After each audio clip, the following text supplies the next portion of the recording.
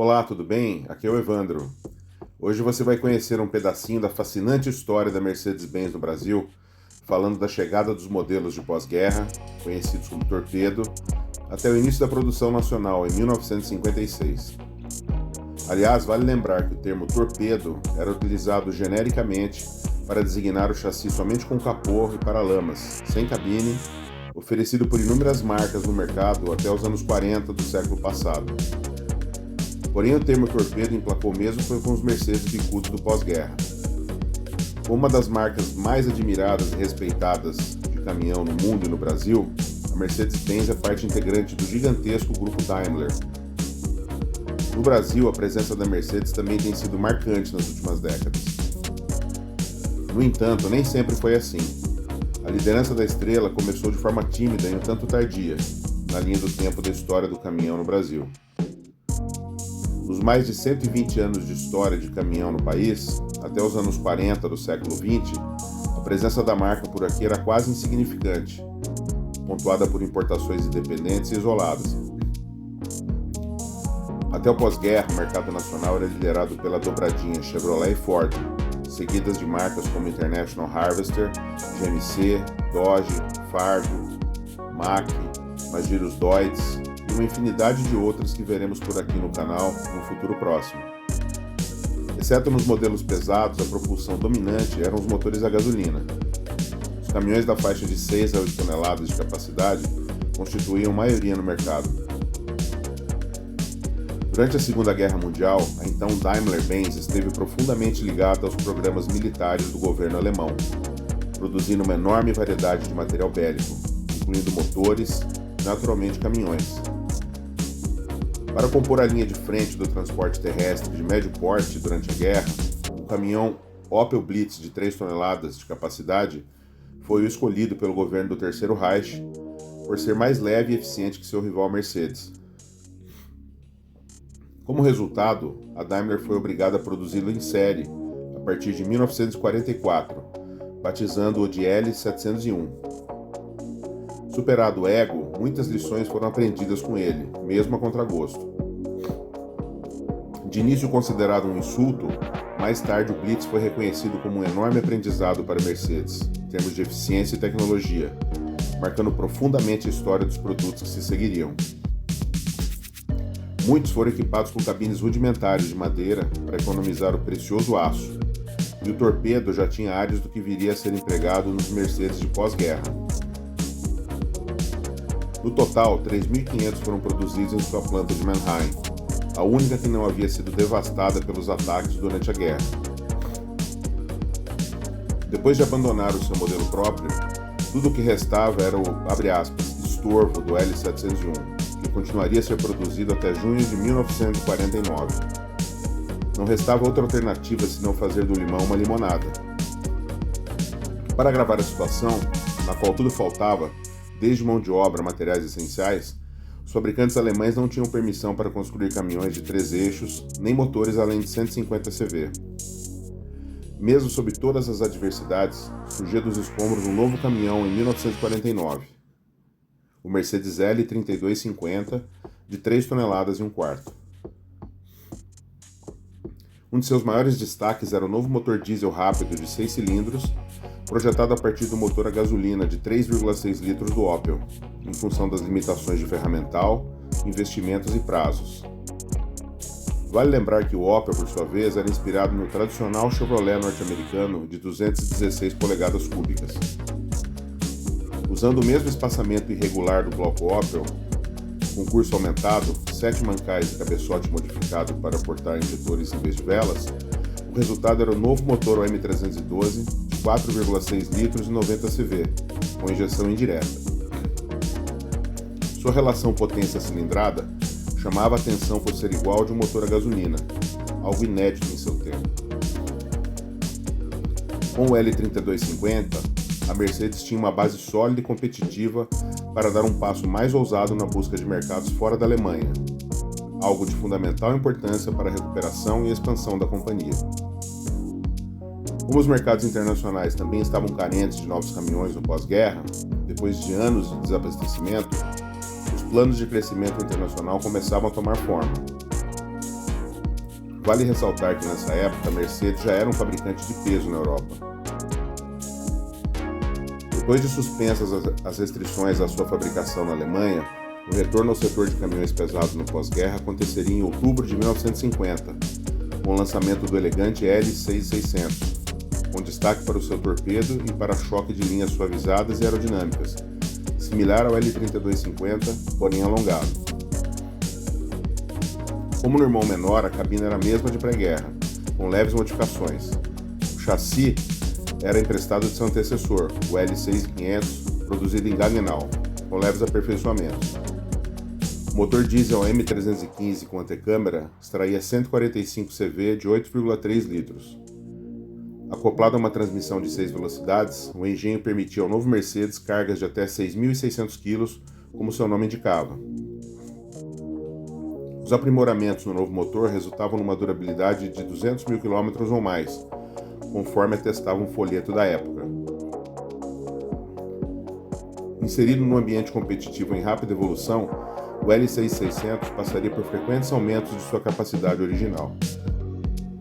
O PBT original de 12.500 kg, em 1954 já chegava a 14.000 kg. Dentro de pouco tempo, o modelo se estabeleceu como líder de sua classe no país de origem, no mercado em que nada menos que 6 fabricantes competiam entre si. O sucesso dos caminhões Mercedes do pós-guerra, sobretudo na terra natal, foram determinantes não somente para a expansão da companhia, mas também para as aquisições e fusões que se seguiram. Outros integrantes da família pesada eram o L5000 e L5500. Modelos de tração total também foram introduzidos, como o LG6600 e o médio LA4500. Em 54, as especificações do LA4500 incluíam o conhecido AM312, caixa de 5 velocidades e PBT de até 8.500 kg. Assim como os demais modelos, a partir de 1954, o L6600 foi rebatizado como L315, agora em linha com sua motorização, não mais com sua capacidade de carga, que já deixara de ser 6,6 toneladas havia anos. Depois do L315 viriam o L326 e o L329. A mesma estratégia de nomenclatura permeou os demais integrantes da família Mercedes na época, até cerca de 1963 no país de origem. Desde os anos 30, o industrial polonês Alfred Jurzykowski, baseado nos Estados Unidos, visitava o Brasil regularmente para exportar produtos industrializados e para comprar cacau, café e coco em nome de suas empresas. Naquela altura, o empresário se admirava com a falta de infraestrutura e a latente necessidade da fabricação de local de veículos. Passada a turbulência da guerra nos anos 40, com a demanda aquecida, Jurzykowski se aproximou da Daimler-Benz através de seus contatos, no sentido de estabelecer uma operação no Brasil. Bem-sucedido, o namoro resultou na nomeação do novo representante exclusivo, Distribuidores Unidos do Brasil S.A., constituído em dezembro de 1949 sob a direção de Jurzykowski. Acanhada até então, a partir da década de 50, a presença da marca no país tomaria outra direção com a criação da nova empresa. A operação efetiva, iniciada em abril de 1950, contava com uma linha de montagem no Rio de Janeiro, onde os kits semidesmontados eram acabados. Em breve seria montada a filial São Paulo, onde mais tarde também seria instalada uma linha de montagem. O primeiro passo estava dado.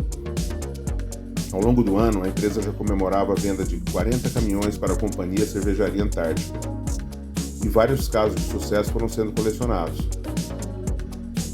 Com a boa aceitação dos novos caminhões diesel no mercado predominantemente a gasolina, a marca foi adquirindo respeito e notoriedade. A primeira importação de peso também aconteceu em 1950. O lote de 1.000 unidades chegou em kits, composto por caminhões L3500, a versão reforçada do L3250, que logo mais se transformaria no L4200, ainda maior. Além do L4200, com capacidade anunciada de 5 a 6 toneladas, a publicidade dos Distribuidores Unidos, no começo dos anos 50, também oferecia o L5000 para 6 a 7 toneladas e o L7500 para cargas de até 8,5 toneladas. A encomenda seguinte, contendo 2.000 caminhões e 500 chassis de ônibus, seria um elemento fundamental na decisão de instalar uma fábrica no Brasil. Nutrida por este poupudo pedido, no final do ano seguinte, a rede de concessionários já chamava 100 endereços em todo o território nacional. O próximo passo do industrial polonês era convencer a Daimler-Benz a construir uma fábrica em terras brasileiras, através de visitas de representantes ao longo de 1951 e 1952.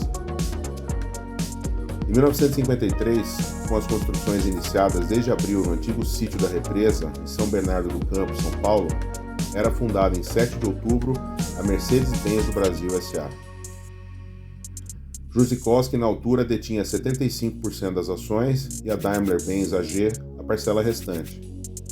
Em dezembro de 1955, era fundido o primeiro bloco de cilindros do AM312, na empresa Sofunge, seguido do início da operação da fábrica de São Bernardo, em 28 de setembro de 1956, inaugurada com a produção do venerável L312.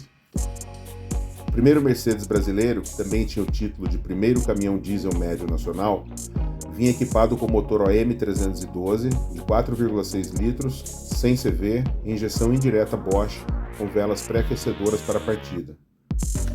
O consumo de combustível publicado era de cerca de 6,7 km por litro, a 50 km por hora com PBT em estrada plana, e de cerca de 1 litro de óleo lubrificante a cada 500 km rodados. 2 transmissões diretas de 5 velocidades eram oferecidas, uma sincronizada e outra seca, esta última mais comum no mercado nacional. A cabina da safra de 38, combinada com um bem resolvido torpedo, resultava num caminhão elegante, bonito de se ver, mas já evidenciava o peso da idade frente aos concorrentes de origem norte-americana. Por outro lado, com o maior PBT da categoria, o torpedo sofria para acompanhar os concorrentes de maior potência. Velocidade média não era o seu forte.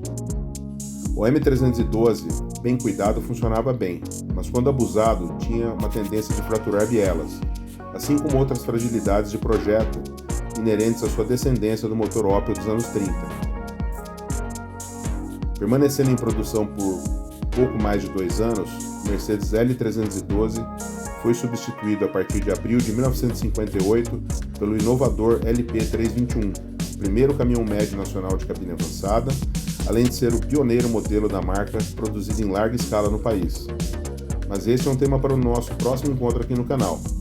Espero que você tenha gostado. Saudações caminhonísticas e até breve!